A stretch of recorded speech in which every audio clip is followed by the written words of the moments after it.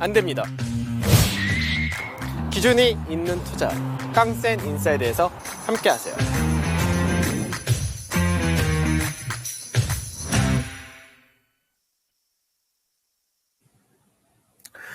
네, 안녕하십니까.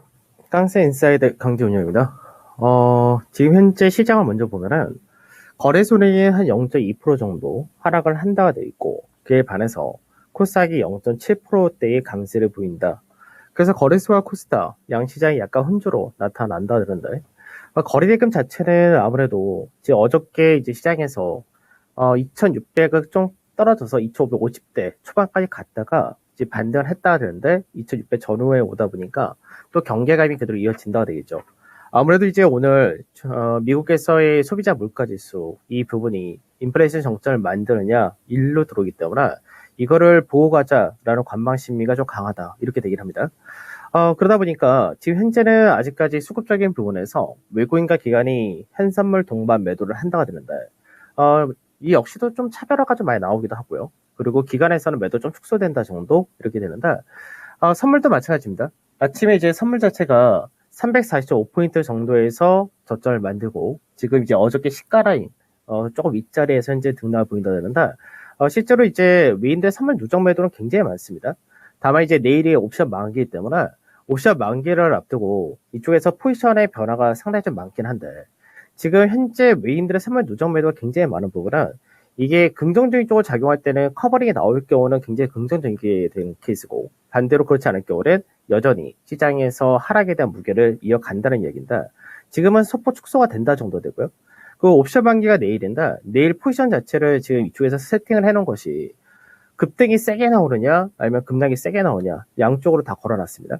그래서 지금 이제 결과적으로 오늘 이제 미증시가 한 3% 정도의 상승을 보여줄 수 있느냐 이게 가장 중요하다 될 것 같은데 지금 먼저 지금 중국 증시가 상당히 좀 가파르게 올라가죠. 그러니까 중국 증시가 이제 국내 지도 반등이 나온 계기가 지금 현재 보게 되면 뭐 종목별로는 실적이지만 지수 자체로 볼 때는 중국 자체가 1.3%대까지 현재 올라왔고요.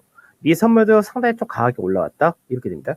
그럼 중국이라든지 미 선물이 갑자기 가파르게 올라온 배경이 뭐냐고 봤을 때 중국에서 오늘 물가지수 발표했었습니다. 그래서 중국에서의 생산자 물가지수가 중요하고 미국에서는 소비자 물가지수 중요한데 실제로 이제 시장에서는 전망 자체를 이제 7.7% 정도 증가를 할 것이다. 전년 대비해서 이렇게 전망했던 부분이었는데 결과치는 컨센서스보다 높게 나온 8.0% 나왔죠. 다만 이제 시장에서 보게 되면은 작년 12월 달 발표했을 때가 11월 달치였었는데 그때부터가 이제 꺾인다가 된 거죠. 그러니까 중국에서의 생산자 물가 지수가 전년 대비 13.5%에서 지금 6개월 연속 하락세를 보여준다가 되는 겁니다. 그러면 중국에서의 생산자 물가 지수가 꺾이는 흐름을 6개월 연속 보여줬다는 이야기는 어느 정도 미국에서의 CPI도 오늘 좀 꺾일 가능성이 높아진다. 이렇게도 볼 수 있는 케이스인데 그래서 이런 부분이 시장에서는 이제 인플레이션 정점 이런 부분이 나타날 수 있다. 이렇게 해석을 하는 거죠. 그러다 보니까 지금 현재 시장에서 강세를 띈다는 거는 대부분 실적 관련인데 우선 해운주들이 상당히 좀 강화돼 있고요. 대한해운이 뭐 10% 이상 급등이 나온다 이렇게 되기도 한다. 그 다음에가 이제 내수유통 어제 현대백화점의 실적이 잘 나왔던 부분이 이제 롯데쇼핑이라든지 신세계 이런 쪽까지 다 연결되는 케이스고요. 그 외적으로가 이제 일부 개별주들 좀 나타난다죠. 그래서 뭐 의료 쪽에서는 한샘이 그대로 한섬의 강세를 띄운다 정도 되고 그 다음에 이제 IT에서는 오늘 동지세미캠이 실적 발표를 했죠. 그 동지세미캠이 실적이 잘 나오면서 IT 부품 전반적으로 좀 끌고 가고 역시 납폭과대의 관점에서는 제약바이오도 움직인다. 그래서 시장에서 지금 보게 되면 지수 자체를 방어하는 거는 시총 상위에서 반도체와 그리고 완성차 그리고 카카오 같은 인터넷 이런 쪽에서가 시장에서 방어 역할을 한다가 됩니다. 그에 반해서 아까도 말씀드렸듯이 물가지수가 이제 피크아웃에 대한 가능성을 높였기 때문에 그 부분이 어저께 미증시를 보더라도 국채 금리가 이제 3.0% 밑으로 내려왔듯이 그런 부분이 금리가 가파르게 올라갈 때 수혜주였던 은행 보험에 대해서가 매도가 좀 커지는 케이스인 거고요. 그 다음에 이제 정유라든지 방산 이쪽도 어떻게 보면은 방산 같은 경우 그동안 상대적인 강세가 두드러졌던 쪽이고 정유 같은 경우는 이제 유가가 이제 100불 이하에서 왔다 갔다 한다. 역시도 인플레이션 정점이 나타날 경우는 이제 그 부분에서 차익실현이 떨어진다는 관점이 떨어진다는 거고 그 외적으로 건설이나 조선, 철강, 통신 같은 경우도 역시 하락한다 되죠. 그래서 현재는 지수 자체를 방어를 하는 거는 시총 최상위 반도체와 완성차, 인터넷 이런 쪽에서 방어를 한다는 겁니다. 그러면 시장에서 간단하게 좀 보게 되면은, 자, 먼저 이제 시총상에 한번 보도록 하죠. 시총상에서 지금 하락이 나온다 되는 거는 거의 비슷한데, 이제 은행주를 중심으로 해서 하락이 떨어진다 되죠. 그 다음에 이제, 신규 IPO, 계속해서 이제 SK그룹에서 신규 IP를 추진했었는데, 이쪽이 철회 가능성이 높아졌다는 거. 그러니까 그쪽 관련이 좀 빠진다 되고, 거의 대부분의 하락이란 부분이 은행주들을 중심으로 하락한다 되죠. 그에 반해서 시총 최상위 있는 삼성전자와 하이닉스 같은 반도체와 LG에너지솔루션, 그리고 네이버라든지 카카오 같은 인터넷, 납포가대 관련주죠. 그 다음에 자동차 쪽에서 현대차라든지 기아, LG화학 이런 쪽이 강세되기 때문에 지수 자체는 이쪽에서가 방어를 해준다가 되는 겁니다.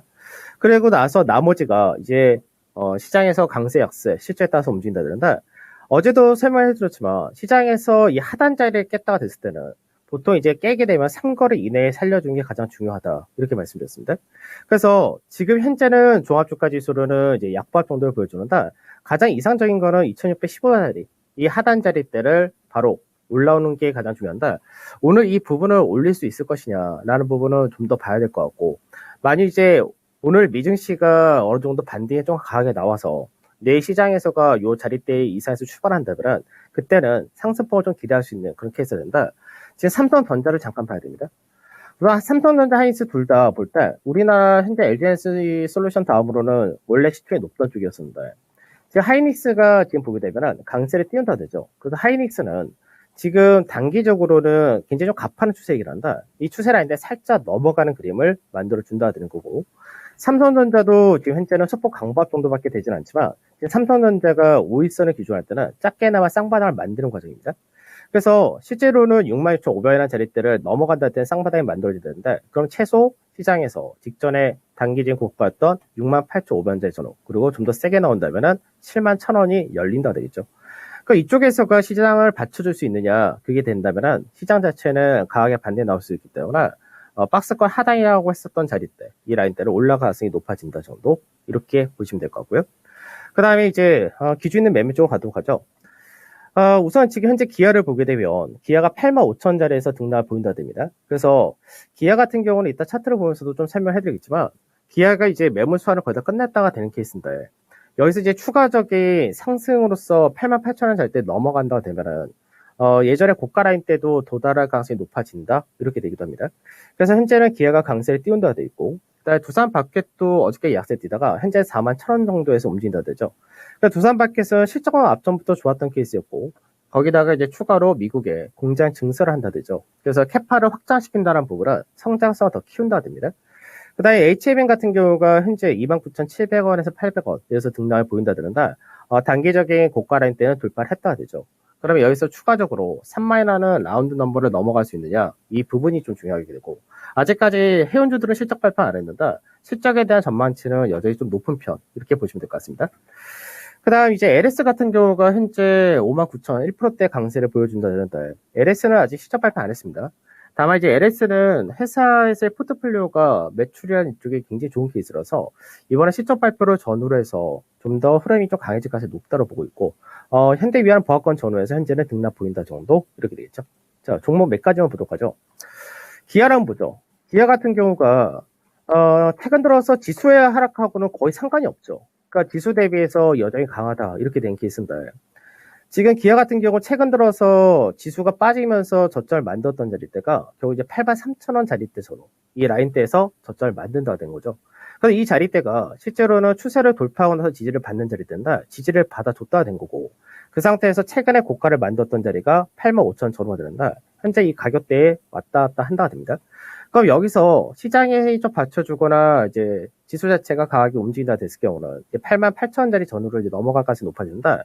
만약 이 자리대 넘어간다면 그때는 박스권 상단 자리 돌파형이 나오기 때문에 마디 하나를 위로 더 열어둔다가 됩니다. 그래서 실적이라든지 뭐 매출의 증가라든지 것들이 워낙에 좋은 케이스라서 좀 더 위로 열 수가 있다, 이렇게 되는 케이스고요. 그 다음에 이제 HMN 같은 경우가 한번 보도록 하죠. 오늘 이제 대한해운 같은 경우가 이제 급등이고 편호선도 상당히 좀 강하게 움직이는데, 지금 해운주들의 강세란 부분은 이제 운임지수가 반등을 했다는 부분, 거기에 따른 모멘텀도 받는다 정도, 이렇게 보시면 되고, 지금 HN 같은 경우 최근 들어서 좁은 밴드 라인대 28,400원에서 29,300원 요 사이에서 왔다 갔다 했던 케이스였죠. 그래서 결국은 추세를 넘겼다가 되는데 지금 현재 이 가격대를 넘어간다면 31,000원에서 31,300원짜리가 매물 하나 있습니다. 다음에 이제 실적 발표를 아직 안 한 상태에서 실적이 예상치를 크게 상회하는 결과가 나온다면 다시 한번 앞전에 고가 라인이었던 35,000원대까지도 추가적으로 열린다 정도 보시면 될 수 있고요. 그러나 이제 LS가 이제 어제 오늘 강세에 띄우는데 LS도 아직 실적 발표 안 했죠. 그래서 LS도 최근 들어서 앞전에 중요 가격이었던 자리대를 55,000자리 전후 이 라인대를 지지를 해준 상태에서 지금 현재 추세를 돌파하기 직전의 위치대에 들어왔다 됩니다. 그래서 수급적인 부분을 보게 되면은 기간이 적극적으로 최근 약 2개월 동안에 꾸준히 모아가는 종목인데 실적 발표 전후로 해서 돌파가 나올 수 있느냐 이 부분을 좀 주목해서 보시면 될 것 같습니다. 그래서 시장 전체적으로 이제 얘기를 하자면 아직은 이제 미국에서의 오늘 CPI 발표가 어떻게 나올지 모릅니다. 모른다가 되는데 시장에서는 이제 중국에서의 생산자 물가 지수라든지 이런 거를 보고 그리고 미국의 국채 금리가 먼저 반응했다는 부분을 봤을 때 인플레이션이 정점을 찍었다라는 쪽으로 기대치를 현재는 반영하고 있는 부분인데 이 부분이 오늘 미증시에서 어떻게 나올 거냐 이 가장 중요하다 될 것이고요. 미증시가 단기적으로는 20% 하락을 보였다가 되죠. 그래서 앞전에 1월달 기준으로 했을 때가 20% 정확하게는 20.5% 하락을 한 다음에 반등했고 이번에 똑같이 20.5% 하락을 하고 나서 살짝 반등이 나온 케이스인데 그 부분이 이제 오늘 미증시에서 얼마큼 나올 거냐 그리고 국내 증시가 2600에서 2615포인트라는 자리대 이 선물지수로는 345포인트 되는데 이 라인대를 어떤 식으로 회복을 해주느냐 이게 또 중요하다 되겠죠. 그래서 이 라인대를 뭐 어느 중에 회복을 해준다면 더할수 좋긴 한데 그게 아니라 내 갭으로 올릴 수 있을 것이냐 여기까지가 중요하다 됩니다. 그래서 내 옵션 만기와 더불어서 변동성을 만들어 놨다 되지만 아까도 말씀드렸듯이 만기 포지션 자체가 옵션에서 굉장히 급등락을 많이 만들어 온 포지션이기 때문에 이 부분이 이제 내일 굉장히 중요하다. 그래서 회복을 하게 되면은 하단에 대한 지지도가 더 강해진다도 있지만 시장에서 밑에 찍고 올라오게 된다 했을 때는 오히려 기대치가 높아진다는 부분도 같이 생각하시면서 가셔야 될 것 같습니다. 자, 여기서 마무리하도록 하죠. 감사합니다. 네, 내일 만기 변동성 예상하면서 단기적으로 2600, 2615포인트 회복 여부를 주목하자는 의견이었습니다. 지금까지 투자 판단에 도움드릴 수 있는 내용들 알아봤고요. 주가의 상승과 하락을 보장하지는 않는다는 점 유의하세요. 오늘 눈치 싸움 승리하세요. 오전장이었습니다. 고맙습니다.